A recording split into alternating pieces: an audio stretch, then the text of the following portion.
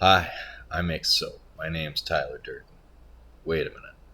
Hello, it's Top Gun here, folks, and I got a good one for you. Yes, I do. Sorry I didn't have a chance to make a video for you yesterday. Coming at you today with a good one. It's the maths. The maths made simple. Alright, not going to come at you with any huge news, no huge revelations. Just, hey, let's make HEX and HEDRON simple. Okay, for your friends that just don't get it, let's make the math really simple. I'm finally gonna do it because this whole time, I'm sorry, I was like, oh, do the math, do the math. Well, I'm doing complicated math models. There's already plenty of complicated math models for HEX and Hedron, all sorts of stuff. I'm like, um, not sure what you guys want me to do, but then I realized, oh yeah, it's complicated. What if I go and then simplify it for you? So we're going to talk about the HEX and the HEDRON in the ecosystem here. Yeah, we're going to get a special treat. So none of this hijinks. None of this hijinks. We're going to go to File and Open. Oh wait, no, we don't want open. We want new. Just a new blank file sheet. I was messing around with Metcalfe's law because I'm actually getting to points now where this thing is getting so accurate. Oh, guys, I'm not sure I'm going to be able to show it anymore. So there's an actual graph which I messed up. It's supposed to just show all the points up.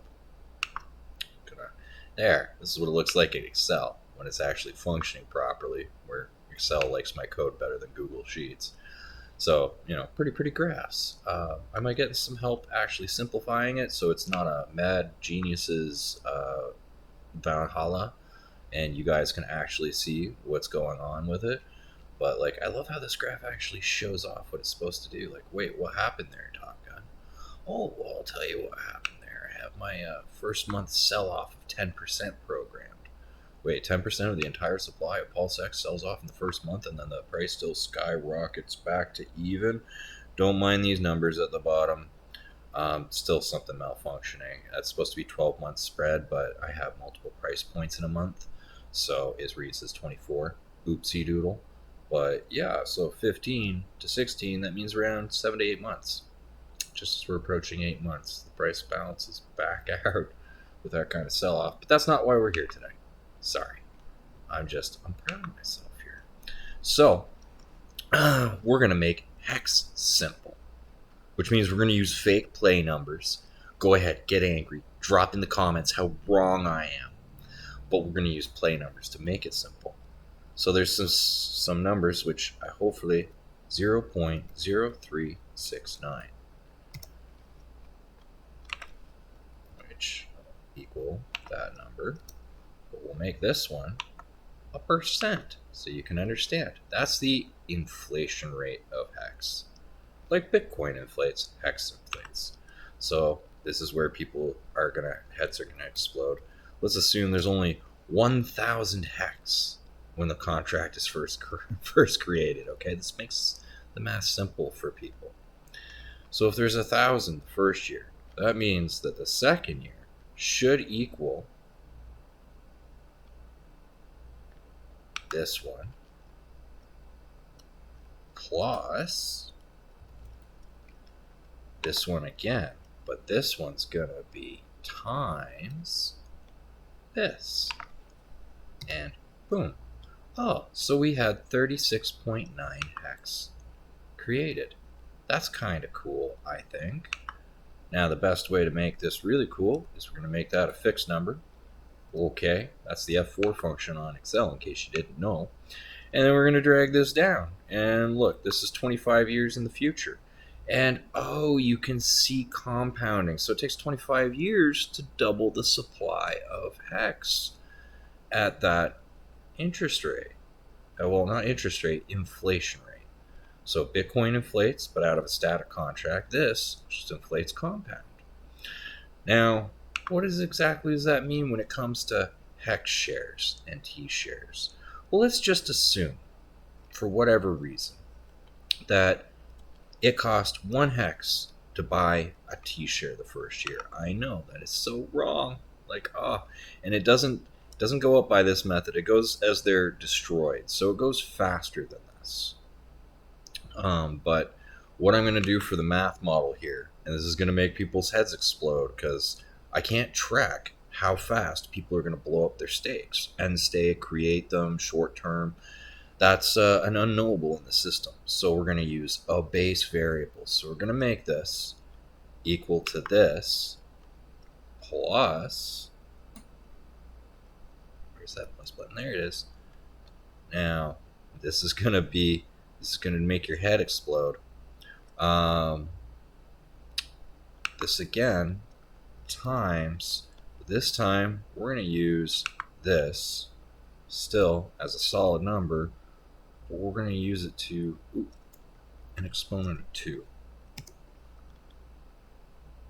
Did I mess that up? Oh, I did. I did. Let's try exponent negative 2. Is that what I want to do here? Wow, it's been a while since I played with exponents. Oops, negative 2. Nope.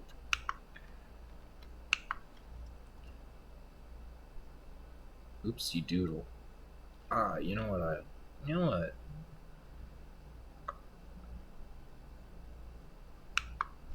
Why don't we do that? There we go. Ha ha ha, playing with numbers, making it seem like I know what I'm doing. Oh wow, I guess that number gets a little too fast too quickly. Oh, fun with numbers. Okay, so Excel breaks at a certain point going, this is just too big for logic. Yeah, even if I try and expand this out. But the idea here is now if we make this first cell divided by this second cell. Yeah, let's do that. So this would be how many T shares you could buy the first year. And then T shares the second year, third year, fourth year. And you see how the number of T shares per year goes down. And eventually they're impossible to buy. Now, I don't know if it'll happen this quickly. That's why I put in a constant variable, because they come and go as people use them. Every time a hex stake ends, poof, the price goes up. And that all depends on how many stakes are made, how many end, and how long they are when they end. So, alright. Now, if this isn't making your head burn, this kind of gives you an idea here where if we assume that 1 T-share lets you mint 1,000 HEDRON per stake length, and let's say we go 555, that means just before your stake ends, that would be this times this. That's the amount of HEDRON that stake would produce. Oh, I'm going too far here. Let's not jump into HEDRON yet. Alright, so another fun thing that people get confused on. So, these years where we're getting inflation.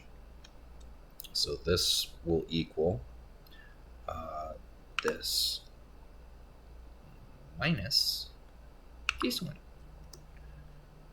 36. There. Now we can see the actual amount of HEX produced each year on this stacking, growing model.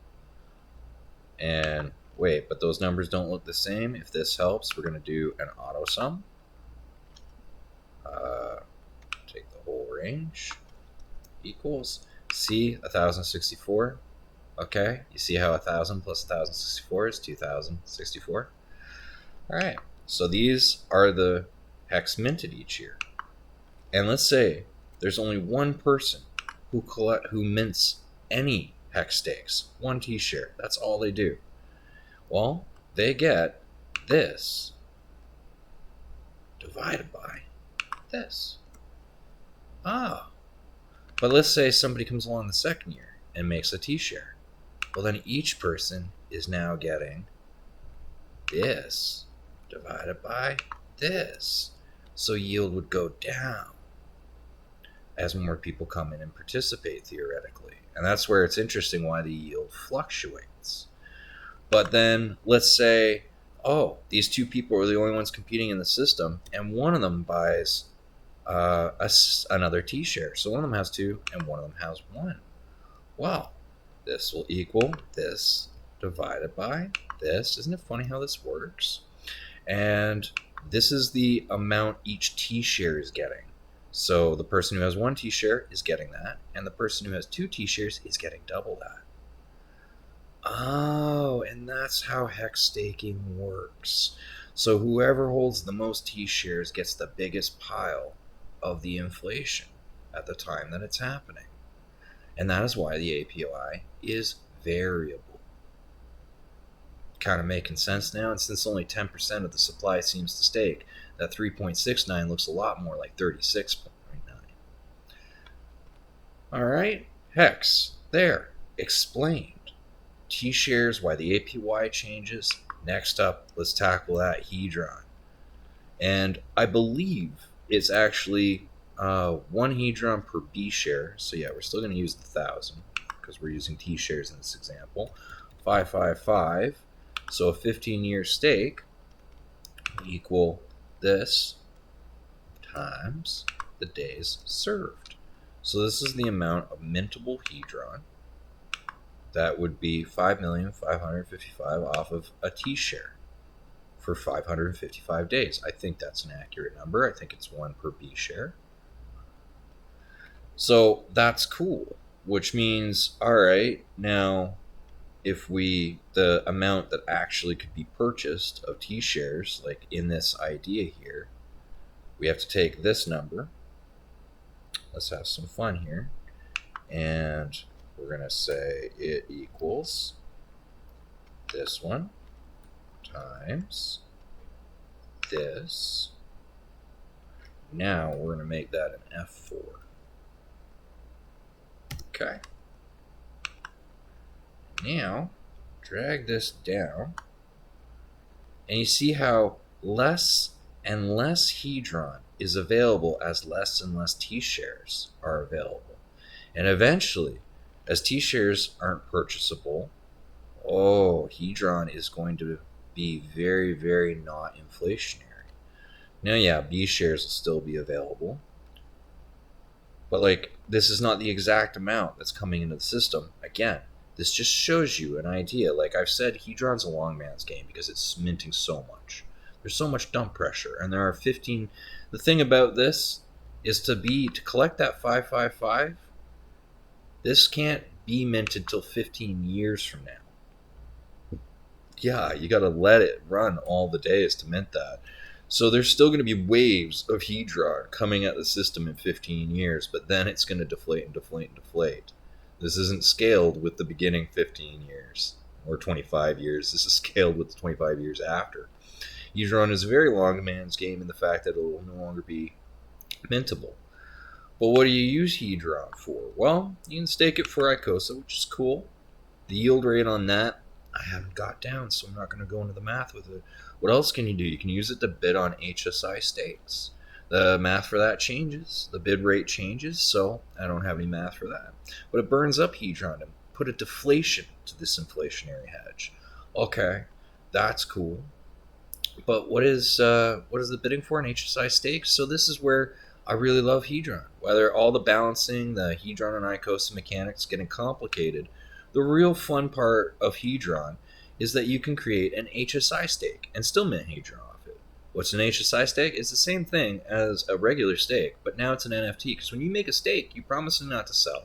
So these coins get locked up so they can't ever hit the liquidity pools from my giant math model.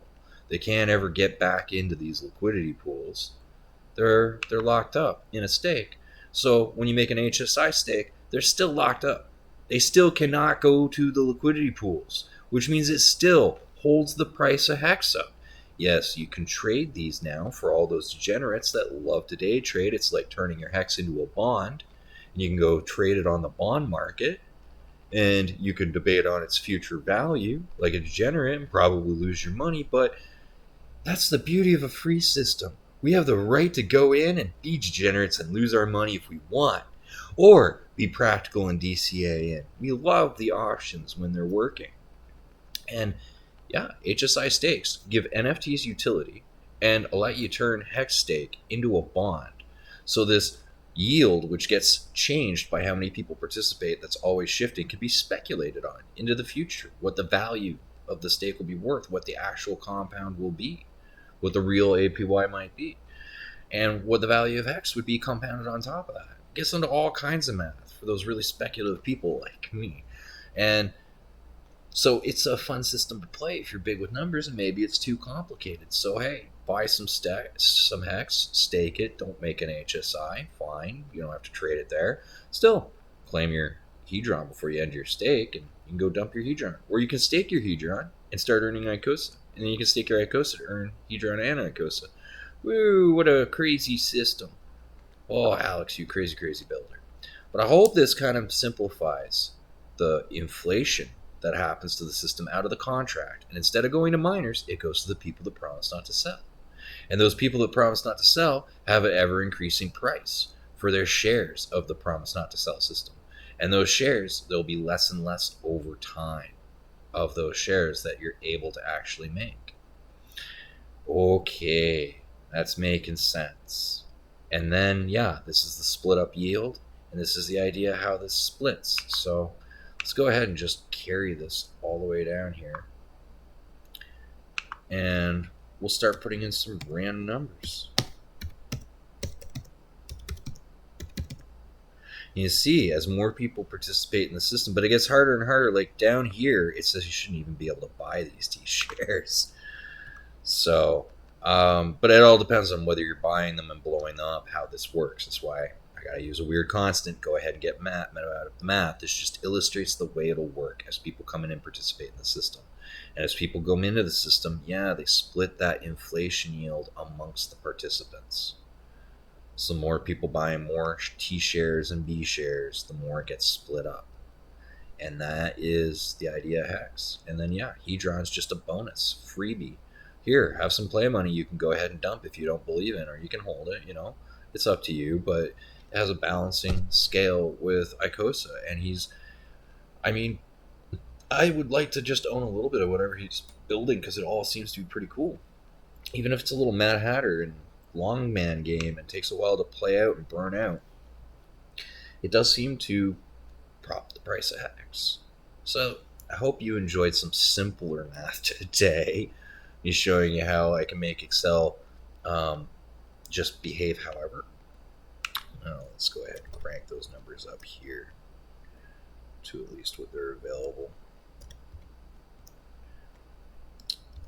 Okay, then hardy har. That seems to work out a little bit better. It's interesting how the yield gets redistributed. Yeah, it still doesn't work. Oopsie, not fun with numbers. Delete that. Sometimes when you're crossing over plus or minuses or a range of less than whole numbers to whole numbers, the mathematical functions I'm using flip. And I'm like, oh, I can't just use that. I have to compensate for the fact that it's changed.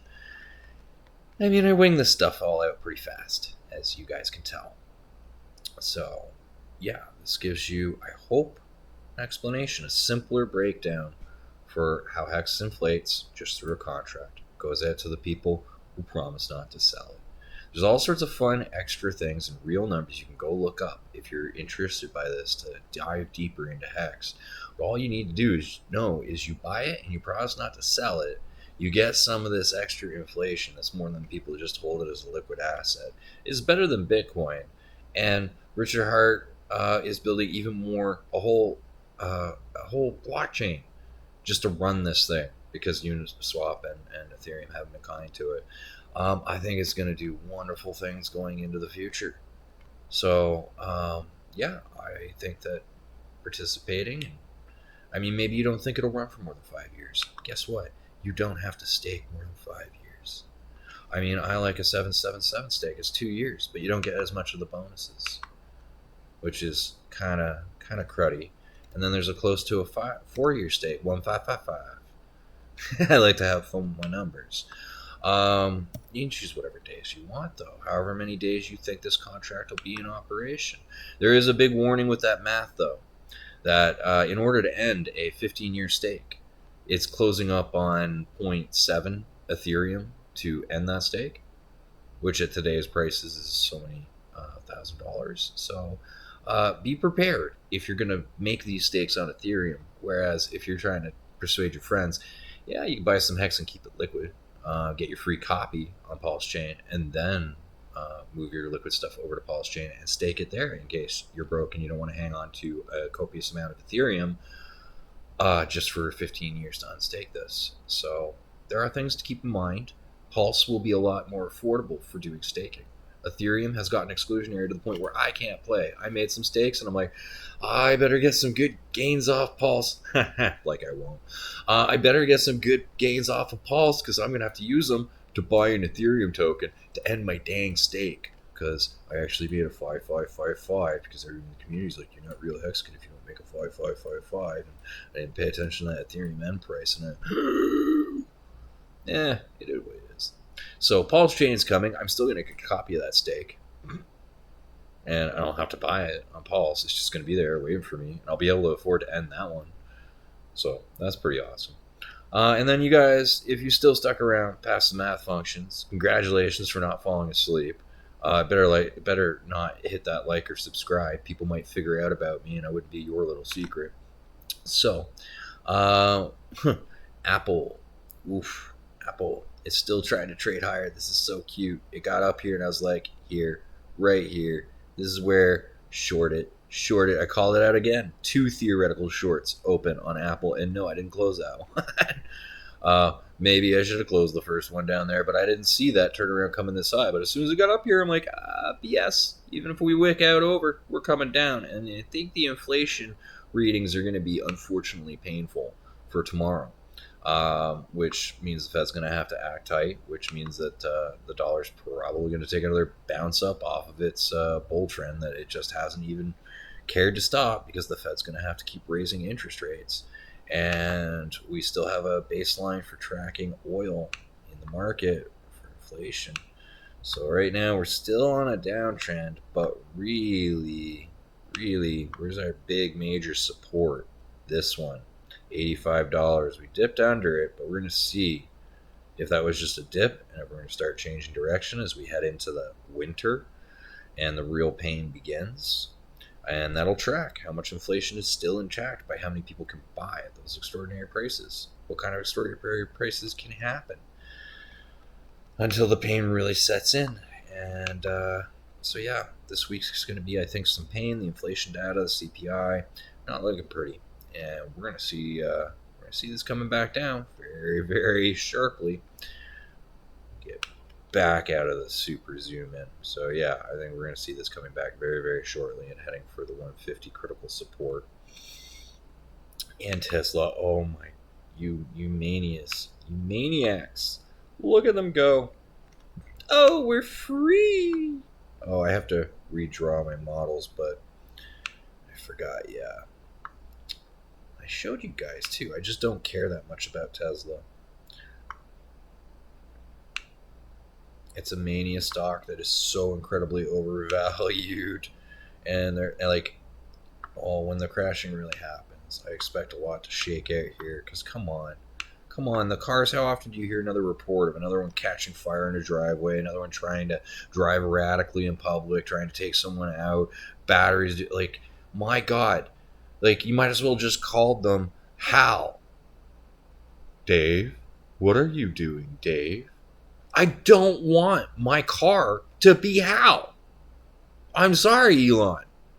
Fail. Your rocket's reusable? Cool. I really think the space stuff is important for the future. Epic fail on the cars. I mean, my iRobot vacuum cleaner is a better driver than these Teslas. Hey, ouch. And still with the full driving mode. Now Netflix, here's an interesting case where they're breaking out, and I think they're going to get punched in the nose, but this is interesting, because I think when the pain really comes to the market, we're not going to drop any faster than this line anymore. It's already seen its max pain. And I really wouldn't be surprised if it finds a bottom very close to its original bottom. Maybe down and around here. Netflix, I really like. That's the interesting thing. When they've had so much pain, there's not as much left. The big chips have to fall, but there are safer and safer hedges. Like, I'm looking at HEX, and it's like, wow, look at you respecting overall. Like, hey, you know what? We really don't need that line. We can just delete it. Goodbye. And you know what? We really don't need that wedge. We can just delete it. Goodbye. I'm gonna start cleaning this chart up, and we can show you guys on this macro why I got so excited. So, zoomy, zoomy, zoomy. So I get excited here. All right. So this was our original long-standing trend, which got poked over before the pain hit the market and pretty much nullified, deleted, goodbye. So it reset a new trend line, which got kind of pushed and confirmed a little bit back here in August. Okay. So this is what I'm considering the long-standing trend right now. It's being eked out. And what has HEX done?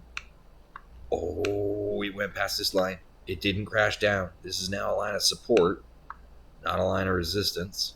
It's likely not going to dip back under it at any point or any crash. Okay, a little bit of support. And then over that entire macro period, since I called this bottom, well, it's held it. This is really weak. But we're past, we're free. Is this going to be the W? Is this going to be the peak, or do we have a little more pain left? I still believe we could come down and retouch here, but not so much that I didn't buy at this price point, 3.9 cents, a couple days ago. So, yeah, I finally got my DCA in since I was broke here. Hurdy her, I got in, hurrah! But this is a kind of time will tell thing right here. Pain coming to Apple, how much is it going to filter through the ETFs into Bitcoin, into Ethereum, and then through to HEX? I can't wait to see, because the HEX user count keeps going up and up. More people are buying. The adoption's coming. And when it starts to break out, it's really going to go. It's building energy right now, basically. And I just don't know if it's done building. And even if it gets pushed down a little harder, I think that's just going to be awesome. More people are going to start aping in, and that'll probably be the springboard. If it does dip down, that'll probably spring it right up. It might take longer if we don't get a dip hauling it down. Sometimes dips are good things, people. Yeah. Yeah, when you get the capitulation out of the way, when the market sees it, and then like, okay, we can move on. The weak hands are out. There is a bit of that sense. The only reason that this stuff is a self-fulfilling prophecy, why the tea leaves speak, is because other traders are looking at the same angles I'm looking at. They're looking at the same lines I'm looking at, the same points of importance, and then they're making similar assumptions. So it becomes a self-fulfilling prophecy when we all trade on angles on crypto, because there are no real fundamentals, except there are now. Oh, RHE building such wonderful things. Building such wonderful things. So yeah, there could be more pain in HEX. I bought a little. I'm not a financial advisor. Just saying what I did. And I haven't bought any HEDRON because I've owned some since way back in the first dip. This one, right here. Yeah, I love me my bottoms. Like I said, I was broke back in June, so I didn't get to buy that one. And anything above that price, like, I got enough there that, I don't really care. I'm just gonna ride her. So I've had some fun speculating on it and seeing what HEDRON's really going to do in price since it's been connected. It's done some massive action. Is it going to come down hard with the rest of the market?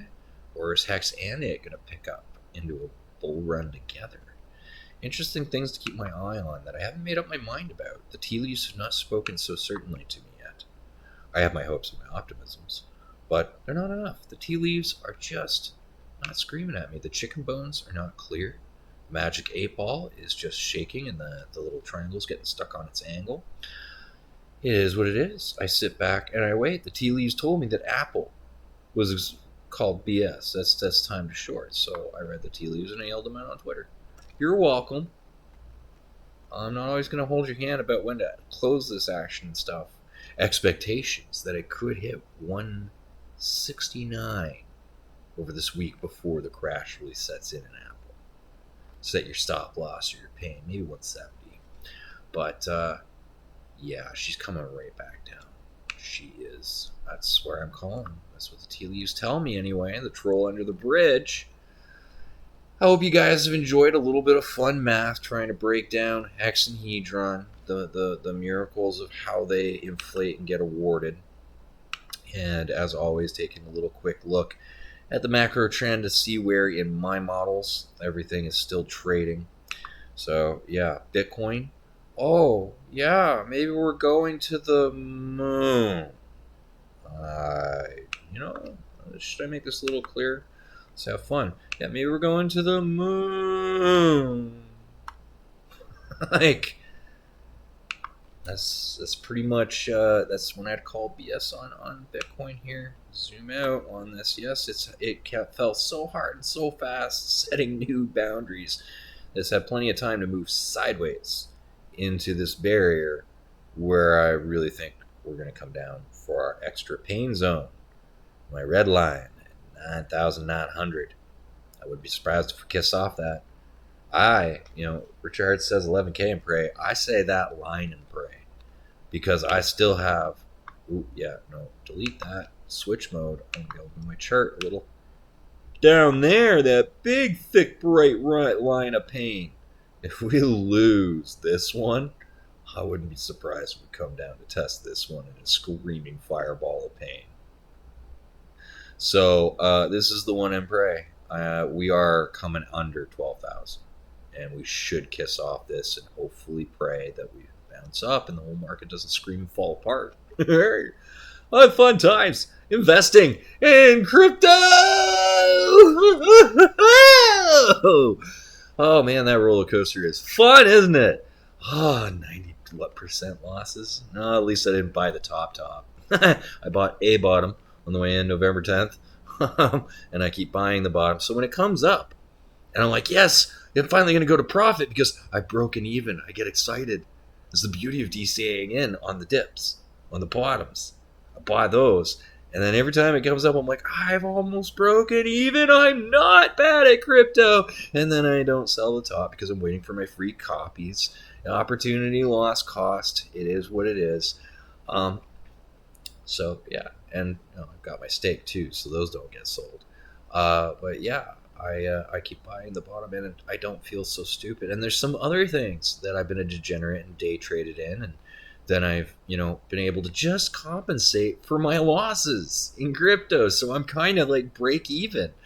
I don't do it with HEX. All right, that's for holding. That's not for day trading with. I day trade with things like Luna when it died because I don't care about Luna.